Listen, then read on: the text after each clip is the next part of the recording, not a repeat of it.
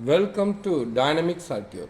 We're going to test TLS-8800 Starlet HMI is originally unable to power on and the program also not booting. After we repair, you can see here the program is started and the power on is perfect. Right now we can to test that parameters.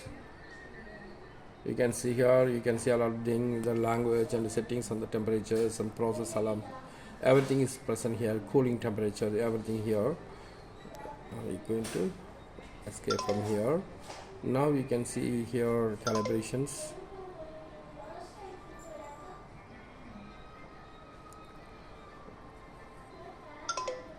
You can see a process curve,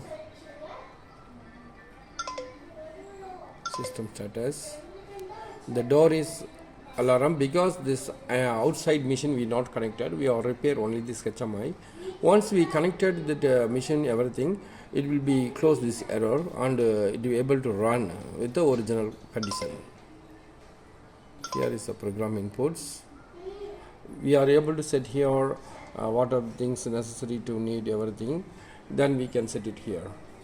Successfully we are repaired Starlet DLS-8800 HMI using in Textile Industries lab.